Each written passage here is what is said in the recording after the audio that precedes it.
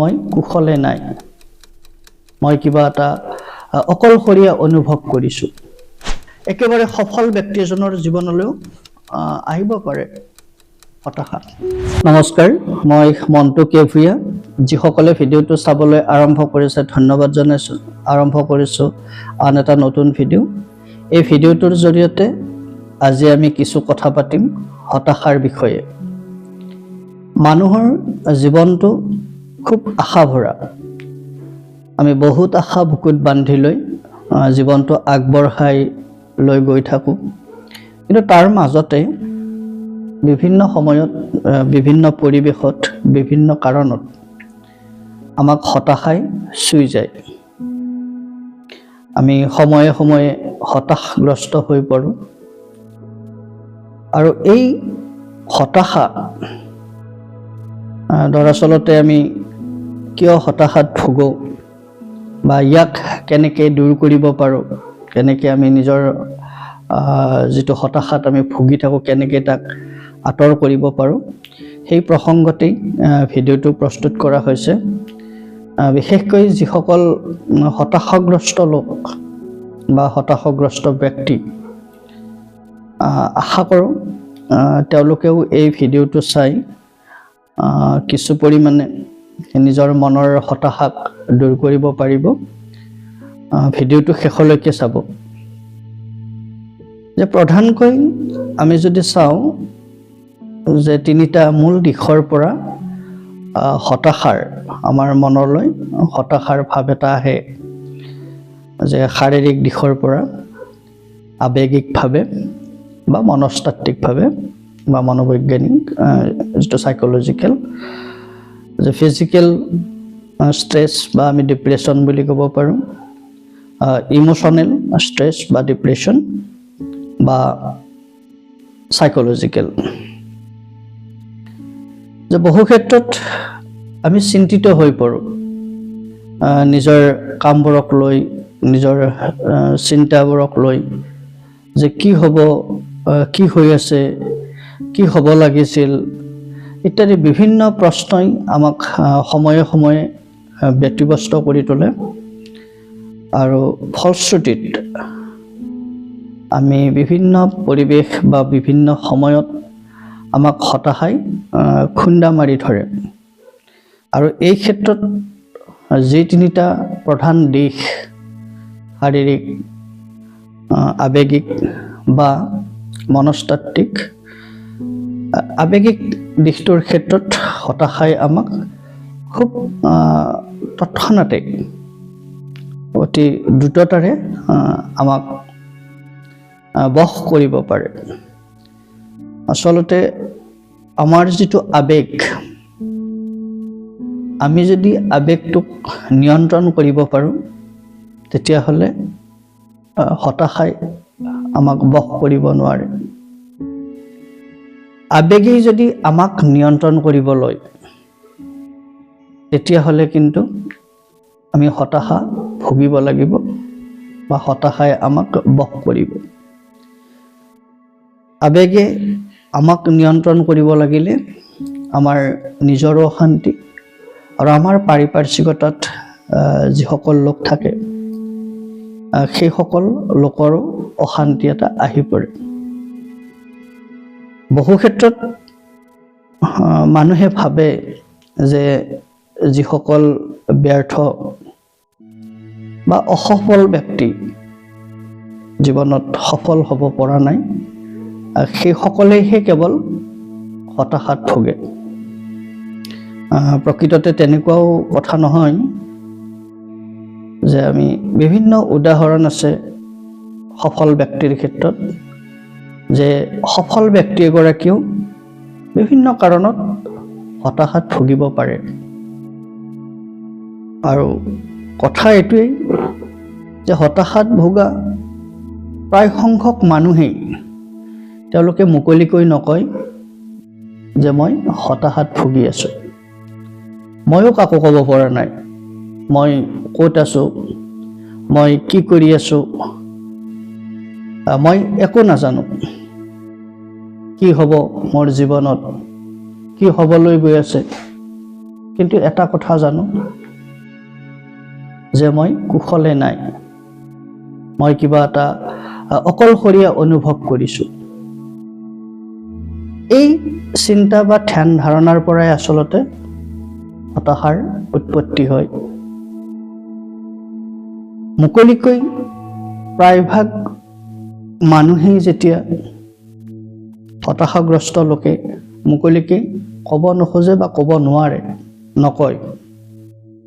আৰু কোনোবাই যদি খুব নিকট কোনোবাই যদি এটা অনুমান, চাল চলন বা মানুহজনৰ অংগী ভংগী, কথা বতৰা এইবিলাক খুব সূক্ষ্মভাৱে প্ৰত্যক্ষ কৰি যদি কোনোবাই অনুমানৰ ওপৰত প্ৰশ্ন কৰে বা সোধেও যে কিবা ডিপ্ৰেশ্যন বা এটা ষ্ট্ৰেছত থকাৰ নিচিনা লাগিছে, হতাশাত ভুগি থকাৰ নিচিনা লাগিছে, আচলতে আপুনি হতাশাত ভুগিছে নেকি?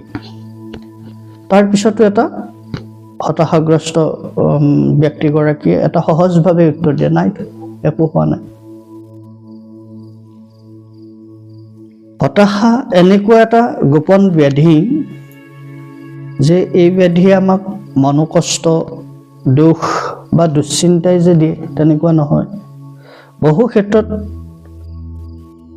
ই আত্মহত্যাৰ দৰেও এটা প্ৰবৃত্তি, এটা চিন্তা এটা মনলৈ আনে বা বহুজনে হতাশাৰ বাবেই আত্মহত্যা পৰ্যন্ত কৰিবলগীয়া হয়।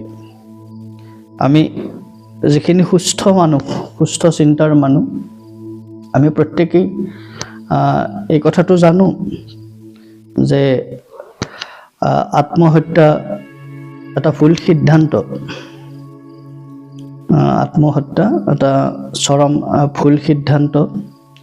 যে আমাৰ ধৰা হ'ল যেনিবা আঙুলিটোতে এটা আঘাত পালোঁ, আঙুলিটোত এটা আঘাত পালোঁ বা ক'ৰবাত অলপ দুখ পালোঁ, সেই বুলিতো আমি এইটো উপায় নকৰোঁ যে আঙুলিটো কাটি দিম বা হাতখনকে কাটি পেলাম।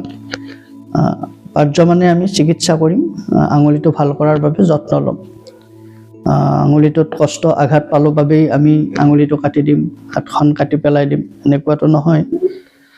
আত্মহত্যাও সুস্থ সবল মানুহৰ বাবে এটা তেনেকুৱা চিন্তা হৈ থাকে।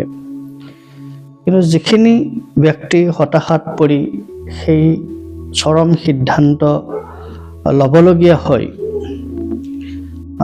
তেনেকুৱা ব্যক্তিও বহুত আছে।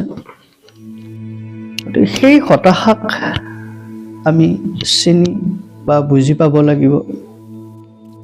সেই হতাশাত আমি নুভুগিবলৈ, হতাশাই আমাক বশ কৰিব নোৱাৰাৰ বাবে কিছু উপায় আমি নিজাববীয়াকৈ চিন্তা চৰ্চা কৰিব লাগিব। তেনেকুৱা প্ৰসংগতেই হতাশাই আমাক কি স্তৰৰ পৰা কি স্তৰলৈ লৈ যাব পাৰে বা ইয়াক আমি সমূলি নাইকিয়া কৰি আমি আমাৰ জীৱনটোক কিদৰে আনন্দময় এটা উৎসৱমুখৰ জীৱন কৰিব পাৰোঁ, এটা খুব ধুনীয়া জীৱনটোক যাপন কৰিব পাৰোঁ ধুনীয়াকৈ, সেই প্ৰসংগত আজিৰ কথাখিনিৰ এটা প্ৰাসংগিকতা উলিয়াবৰ কাৰণে চেষ্টা বা প্ৰয়াস কৰিম। ভিডিঅ'টো শেষলৈকে চাব। যে কেতিয়াবা আমি প্ৰায় সততে এনেকুৱা হয় যে স্কুল কলেজৰ ছাত্ৰ যেনিবা শিক্ষকেই ছাত্ৰক কেতিয়াবা কৈছে যে তোৰ নিচিনা গাধ ছাত্ৰ মই জীৱনত লগ পোৱা নাই, কি কৰিবি, জীৱনত একো এডাল কৰিব নোৱাৰিবি।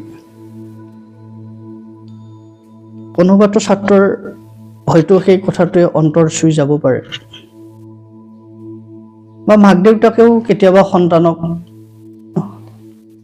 কেতিয়াবা অতিষ্ঠ হৈ কিছুমান ক্ষেত্ৰত, কিছুমান সন্তানৰ কৰ্মত বা সন্তানৰ কিছুমান অভিব্যক্তিত মাক দেউতাকেও অসন্তুষ্ট হৈ অসন্তুষ্টিৰ ভাৱ এটা প্ৰকাশ কৰি বহুত অভিভাৱক বা মাক দেউতাকেও সন্তানক কেতিয়াবা ক'ব পাৰে যে তোৰ নিচিনা সন্তান এটা জন্ম দি মই কি পাপ কাম কৰিলোঁ নাজানো বা কি পাপৰ ফলত তোক জন্ম দিলোঁ নাজানো, তোৰ নিচিনা সন্তান জন্ম দিয়াতকৈ নিসন্তান হৈ থকাটোৱেই ভাল। তেনেকুৱা সন্তানৰ হয়তো সেই কথাটোৱে মন মগজুত ক্ৰিয়া কৰিব।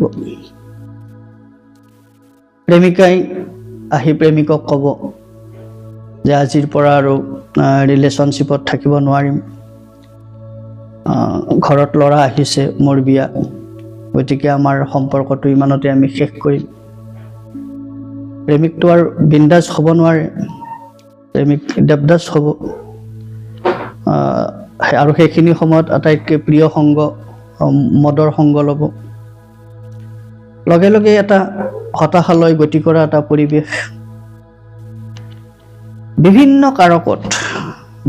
কাৰক বা বিভিন্ন কাৰণৰ বাবে হতাশাই আমাক চাৰিওফালৰ পৰা বিভিন্ন অজুহাত বা বিভিন্ন কাৰণ হৈ আমাৰ ওচৰ চাপিবৰ কাৰণে চেষ্টা কৰিব। পৰীক্ষাৰ ৰিজাল্ট বেয়া, ইণ্টাৰভিউ ভালকৈ দি আছোঁ, চাকৰি হোৱা নাই, চাকৰি পোৱা নাই, ব্যৱসায় বাণিজ্য বেয়া, চাকৰিও আছে, দৰমহাৰ টকাৰে মাহ দিন নোজোৰে, দেহাত জটিল ৰোগ, গোটেই 12 মাহেই দেহটো বেমাৰেই গোটেই দেহটো জুৰুলা কৰি পেলাইছে, চিকিৎসাও কৰি আছোঁ, কোনো দেহাৰ সুফল পোৱা নাই, বা কিছুমানৰ চিকিৎসা ইমান এটা জটিল ৰোগত ভুগি আছোঁ, চিকিৎসা কৰাৰ বাবে হাতত ধন টকা পইচা নাই, ল'ৰা ছোৱালী বিয়া পাতি দিছে, সন্তানক বিয়া পাতি দিছে, মাক দেউতাকৰ চিন্তা আৰম্ভ হৈছে যে এতিয়া পুত্ৰ বোৱাৰীয়ে অৱহেলা কৰা হৈছে। কিছুমান যুৱক যুৱতীয়ে বিভিন্ন ধৰণৰ নিজৰ কাম কৰিবলৈ চেষ্টা কৰে, মাক দেউতাকে সহযোগ নকৰে, ইত্যাদি এভুৰি কাৰকে বা কাৰণে হতাশাই আমাক ক্ৰিয়া কৰিব। প্ৰতিজনকে বেলেগ বেলেগ কাৰণত হতাশাই আমাক স্পৰ্শ কৰিবৰ কাৰণে সততে চেষ্টা কৰিব। হতাশা প্ৰায় প্ৰতিগৰাকী মানুহৰে, যদি আমি ঠিক সেই কাৰণবিলাকক ওচৰৰ পৰা চাবলৈ চেষ্টা কৰোঁ, সেই কাৰণবিলাকক আমি আবেগেৰে যদি বিশ্লেষণ কৰোঁ, আবেগেৰে যদি চাওঁ, আমি যদি নিজৰ চিন্তাধাৰাৰে আবেগক বশ নকৰি, আবেগেই যদি আমাক বশ কৰি কাৰণ হৈ আমাক জুৰুলা কৰে, আমাক অশান্তি দিয়ে, আমাক মনোকষ্ট দিয়ে, তেনেস্থলত হতাশা গা কৰি উঠে। আৰু হতাশাক খুব এটা প্ৰশ্ৰয় দিয়া অৰ্থত, যিটো একেবাৰে আমাৰ কমন ডাইলগ, যে আমি একেবাৰে সহজভাৱে আমি ক'ব পাৰোঁ বা প্ৰায় সংখ্যকৰ মুখত শুনো, যে মই গৰীব হৈ জন্মিলোঁ, গৰীব হৈ জন্ম লোৱাতকৈ বা দুখীয়া হৈ জন্ম লোৱাতকৈ এই পৃথিৱীত জন্ম নোলোৱা হ'লেই ভাল আছিল, ভগৱানে কিয় জন্ম দিলে। তাৰমানে এই নিজৰ যিটো হাতৰ কোঠাত ভৰিত মৰাৰ লেখীয়া, যে হতাশাৰ শেষ কোবটো যেন আমি আমাৰ মন মগজুত মাৰি দিলোঁ, কোবাই দিলোঁ আমি। হতাশাই এইভাৱেই আমাক বশ কৰিব পাৰে যে আমাৰ জীৱনৰ কথাবোৰ বা প্ৰায়ভাগ ঘটনাই আমি যেনেকৈ ভাবোঁ কথাবোৰ তেনেকুৱা নহয়, বা ঘটনাবোৰ তেনেকৈ নঘটে। বৰং আমি যিটো নাভাবোঁ বা যিটো আমাৰ জীৱনত ঘটিবলগীয়া নহয়গৈ, নঘটে বুলি ভাবি লওঁ, তেনেকুৱা কথাবোৰেই আমাৰ জীৱনত হয়, তেনেকুৱা ঘটনাবোৰেই আমাৰ জীৱনত কেতিয়াবা ঘটে। এই কথাটোক লৈ হতাশাৰ উৎপত্তি। আমি যে হতাশাত ভুগোঁ, এই গোটেই তত্ত্বটো তাতেই। দৰাচলতে এটা ঘটনা ক'ত ঘটিল, কিয় ঘটিল, কেনেকৈ ঘটিল, তাত আমাৰ কোনো হাত নাথাকে। তৎসত্ত্বেও আমি সেই ঘটনাটোক লৈ আমি চিন্তিত হওঁ, আমি অনাহক এটা কষ্ট বা আমি এটা পীড়া ল'ব খোজো বা ল'বলগীয়াত পৰোঁ। ঘটনাত আমাৰ হাত নাথাকে, ঘটনাৰ বাবে ঘটনা ঘটে। ঘটনাৰ বাবে ঘটনা, এই কথাটো খুব সূক্ষ্মভাৱে বিশ্লেষণ কৰি চাব পাৰিব লাগিব যে এটা ঘটনা, সেই ঘটনাটোৰ বাবে যিটো কিয় ঘটিল, কিয় হ'ল, কিয় সংঘটিত হ'ল, এই কথাবোৰে আমাক যিভাৱে ক্ৰিয়া কৰে সেইভাৱে আচলতে ক্ৰিয়া কৰিব নালাগিছিল, কাৰণ তাত আমাৰ কোনো হাত নাথাকে। বৰং যিটো ঘটিল, যিটো ঘটনা হ'ল, তাত আমি ৰংটো আমাৰ নিজৰ মতে, আমাৰ নিজৰ চিন্তা, আমাৰ নিজৰ ভাৱনা অনুসৰি আমি ৰংবোৰ কিন্তু দিব পাৰোঁ। ঘটনাটোত আমি কি ৰং দিওঁ, ঘটনাটোৰ আমি কি ৰং দিওঁ, আমি সেইটো নিজে দিব পাৰোঁ, তাত আমাৰ হাত থাকে। কিন্তু আমি ঘটনাত ৰং নিদিয়াকে কেৱল ঘটনাটোৰ বাবে আমি চিন্তিত হৈ, আমি ক্লান্ত হৈ, আমি শংকিত হৈ, আমি উদ্বেগ প্ৰকাশ কৰি এই যে বিভিন্ন আচৰণবিলাক কেৱল ঘটনাটোৰ বাবে আমি বা যিটো ঘটনা ঘটিল সেইটোত যদি আমি মগ্ন হৈ এই কাৰকবিলাক যদি আমি নিজৰ সেই কাৰকবিলাকৰ লগত যদি আমি মনক, আমাৰ চিন্তাখিনিক একাত্ম কৰি ৰাখোঁ, তাৰ পৰাই কিন্তু হতাশাটো মানে গাঢ় হৈ উঠে। ঘটনা যিকোনো ব্যক্তিৰ, কৈছোঁৱেই যে সফল অসফল বুলি কথা নাই, কোনো প্ৰাপ্তি অপ্ৰাপ্তি বুলি কথা নাই, কোনোবা ব্যৰ্থজনৰো জীৱনত ঘটনা ঘটিব, একেবাৰে সফল ব্যক্তি এজনৰ জীৱনলৈও আহিব পাৰে হতাশা। থমাছ আলভা এডিছনৰ জীৱনতো ঘটনা ঘটিছিল। পুত্ৰ এলবাৰ্ট থমাছে পিতৃক খবৰ দিছিল যে তেওঁলোকৰ ফেক্টৰীত জুই লাগি গ'ল। পুত্ৰৰ মুখেৰে খবৰটো শুনাৰ লগে লগে থমাছ আলভা এডিছনে পুত্ৰক কৈছিল যে মাকো মাতি দিয়া, এই জুইৰ সৌন্দৰ্য চাবলৈ মাকো মাতি দিয়া। ক'বতো নোৱাৰি আগলৈ সেই সৌভাগ্য হয় নে নহয়, সেই সুবিধা পায় নে নাপায়, গতিকে মাকো এই জুই লগা দৃশ্য উপভোগ কৰিবলৈ, চাবলৈ মাতি দিয়া। আৰু সেইটো সন্ধিয়াতে তেওঁ প্ৰেছ মিট দিছিল, সংবাদমেল সম্বোধন কৰিছিল, আৰু সংবাদমেলত কৈছিল যে I am 67 but I am not too old to make a fresh start. ঘটনা ৰামচন্দ্ৰৰো হৈছিল, ৰামচন্দ্ৰৰ জীৱনলৈও ঘটনা ঘটিছিল, এটা ঘটনা আহিছিল। পিতৃ মাতৃৰ আজ্ঞা, 14 বছৰ বনবাস, আৰু খবৰটো শুনাৰ লগে লগে, খবৰটো পোৱাৰ লগে লগে একেবাৰে স্বাভাৱিক সহজভাৱে বাছ এইটোৱেই নে, এইখিনিয়েই নে। ৰামচন্দ্ৰ ৰজা হৈ 14 বছৰৰ বাবে বনবাসলৈ গৈছিল।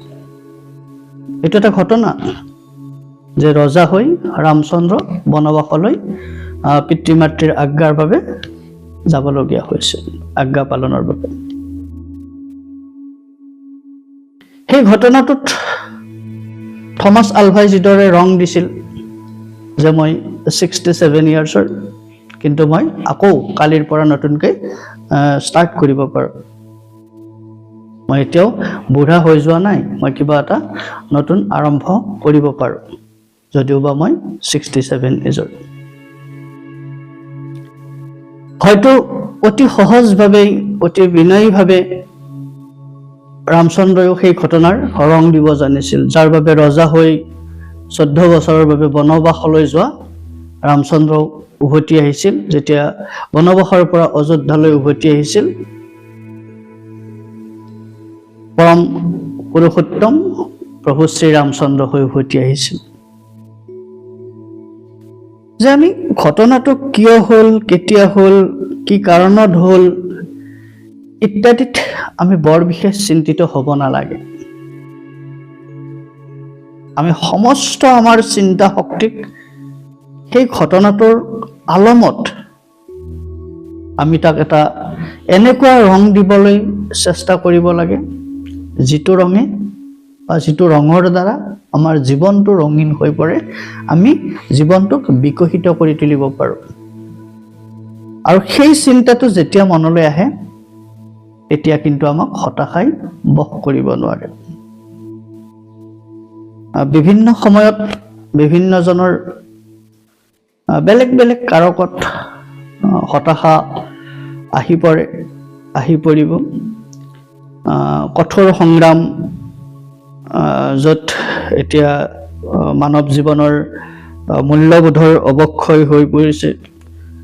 দিনক দিনে সাম্প্ৰতিক সমাজ জীৱনৰ যিটো সামাজিক ব্যৱস্থাপনা, সেই ব্যৱস্থাপনাটোৰ বাবেও বহু ক্ষেত্ৰত যুৱক যুৱতী বা প্ৰাপ্তবয়স্ক লোকৰো মনত হতাশাই সময়ে সময়ে ব্যতিব্যস্ত কৰি তোলে। আপোনালোকেও নিজৰ যদি হতাশা আছে, মনত যদি হতাশা আছে, সেই হতাশাবিলাক নাশ কৰাৰ বাবে প্ৰথমে নিজেই নিজক অলপ সক্ৰিয় সংবেদনশীল হ'ব পাৰিব লাগিব। যিকোনো এটা কাৰক বা ঘটনা বা যিটো বিষয়ে আপোনাক খুব সততে মনোকষ্ট বা এটা খুব অকলে সহিবলগীয়া এটা যাতনা দি থকা বুলি ভাবি আছে, সেই কথাখিনিকো আপুনি ব্যক্ত কৰিব পাৰিব লাগিব। আৰু হতাশা দূৰ কৰাৰ কাৰণে এটা মাত্ৰ উপায়, যিসকলৰ খুব এটা হতাশাত ভুগি আছে তেখেতসকলক উদ্দেশ্যি বিশেষকৈ এটা হয়তো উপায় হ'ব পাৰে যে হতাশাত ভুগি থকা মানুহবোৰে আন একো নকৰিলেও এজন বন্ধু বা এজন ব্যক্তি, হতাশা যিহক লৈ সৃষ্টি বা মনত যি যুদ্ধই চলি নাথাকক কিয়,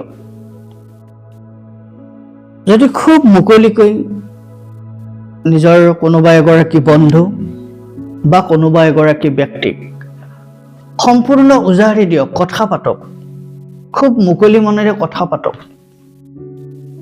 আৰু যদি মন খুলিব পাৰে এজনৰ ওচৰত, যিকোনো এজন, তেওঁ বন্ধু হওক, পৰিয়ালৰ কোনোবা হওক, যিকোনো এগৰাকী ব্যক্তি, কাৰণ যিয়েই নহওক লাগিলে সেই কাৰণটো কোৱা কাৰণেই আপোনাক এগৰাকী বন্ধু, এগৰাকী ব্যক্তিৰ প্ৰয়োজন হ'ব মাত্ৰ।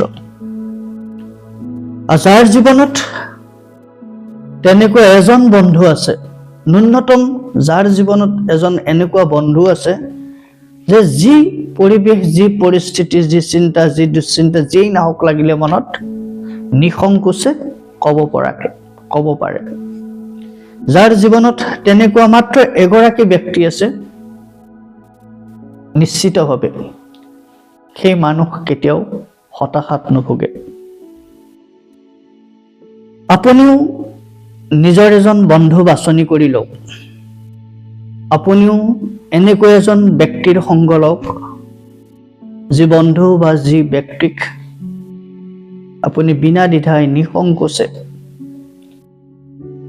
খুব গোপনৰো গোপন কথা, মনৰ মাজত চলি থকা ভাল বেয়া চিন্তা দুশ্চিন্তা সকলো কথাই যাতে খুব মুকলিকৈ, খুব স্পষ্টতাৰে আপুনি ক'ব পাৰে, তেনেকুৱা বন্ধু, তেনেকুৱা ব্যক্তিৰ আপুনি সন্ধান কৰক।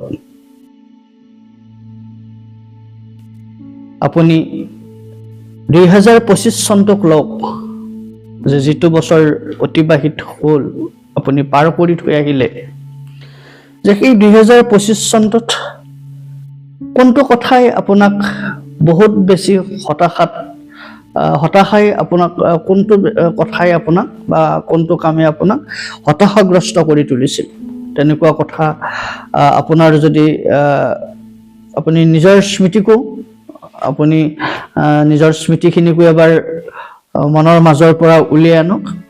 আৰু উলিয়াই আনি প্ৰথমে এটা চিন্তা কৰক যে 2025 চনত মই কি হতাশাত ভুগিছিলোঁ, আৰু সেই হতাশাটোত যদি কিবা কাৰণত আপুনি এতিয়াও পীড়িত হৈ আছে, আপুনি সেই হতাশাত যদি এতিয়াও ভুগি আছে, 2026 এই নতুন বছৰটোত আপুনি তেনেকৈ এজন ব্যক্তি বা তেনেকৈ এজন বন্ধু, যাক আপুনি নিজেই ভাবে যে এই বন্ধুজন বা এই ব্যক্তিজনৰ ওচৰত মই যিকোনো কথাই ক'ব পাৰোঁ, তেনেকৈ এটা বন্ধু আপুনি প্ৰথম নিৰ্বাচন কৰক।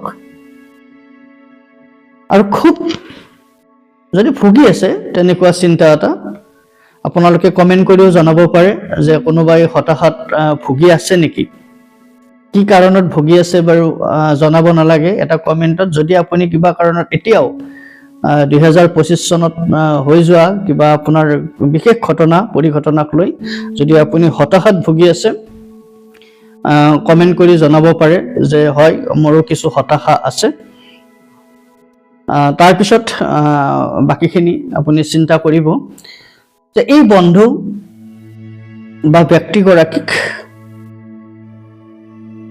আপুনি নিজৰ মনৰ কথাখিনি, য'ত আপুনি কষ্ট পাই আছে, য'ত আপুনি পীড়িত হৈ আছে, আপুনি খুব কম দিনৰ ভিতৰত বন্ধু বা ব্যক্তিগৰাকীক অৱগত কৰাওক। তাৰপিছত অনুভৱ কৰিব যে প্ৰায় 50% আপোনাৰ মনৰ যিটো হতাশা, যিটোৱে আপোনাক খুব জুৰুলা কৰি আছিল, দুশ্চিন্তাত ভুগাই আছিল, 50% নিজেই নাইকিয়া হৈ যাব। কথাখিনি যেতিয়াই বন্ধুজনক বা ব্যক্তিজনক ক'ব পাৰে, সেই কৈ থকা মুহূৰ্তত বা কোৱা শেষ হোৱাৰ লগে লগে আপুনি ফিল কৰিব যে আপোনাৰ 50% যেন হতাশা আঁতৰি গ'ল, নাইকিয়া হৈ গ'ল। বাকী 50%ৰ বাবে যাৰ ওচৰত আপুনি হতাশাটোৰ বিষয়ে জনাব, যি কথাই নহওক, যি কামৰ কাৰণেই নহওক, যি চিন্তাৰ কাৰণেই নহওক, যিটো হতাশাত আপুনি ভুগি আছে, সেই কথাটো আপোনাৰ বন্ধু বা ব্যক্তিজনে জনাৰ লগে লগে তেওঁৰ হাতত কি উপায় থাকে, তেওঁৰ হাতত কি চিন্তা থাকে, সেইটো তাৰ ফলাফলটো আপোনাক নালাগে। কিয় তেওঁ যে আপোনাৰ হৈ আপোনাৰ এই হতাশা তেখেতৰ তেওঁৰ যিটো জ্ঞান বুদ্ধি চিন্তা, সেই চিন্তাৰে যিখিনি কথা আপোনাৰ লগত পৰৱৰ্তী পৰ্যায়ত পাতিব, তাতো আপোনাৰ 30% হতাশা নাইকিয়া হৈ যাব।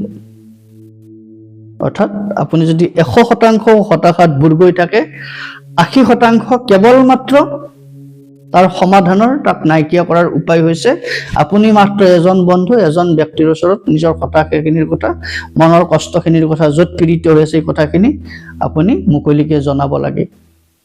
এই মুকলিকৈ জনোৱাৰ লগে লগে প্ৰায় 80% নাইকিয়া হৈ গ'ল।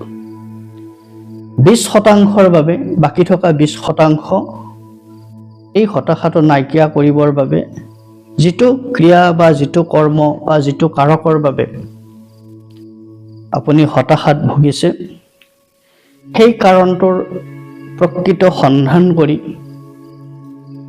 নিশ্চয়কৈ মানুহৰ জীৱনত বিভিন্ন ধৰণৰ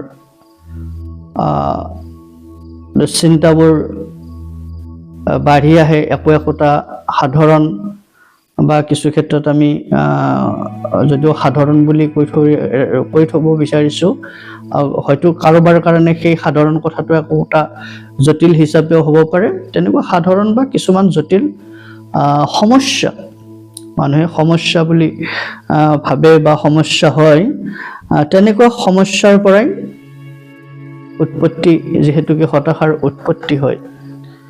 গতিকে এই কথাটো আমি প্ৰায় প্ৰতিগৰাকী ব্যক্তিয়েই জানো যে এনেকুৱা পৃথিৱীত সমস্যা নাই যিটো সমস্যাৰ বিপৰীতে সমাধানৰ সূত্ৰ। প্ৰতিটো সমস্যাৰ বিপৰীতে সমাধানৰ সূত্ৰ আমাৰ হাতত থাকে, প্ৰতিজন মানুহৰ হাতত থাকে।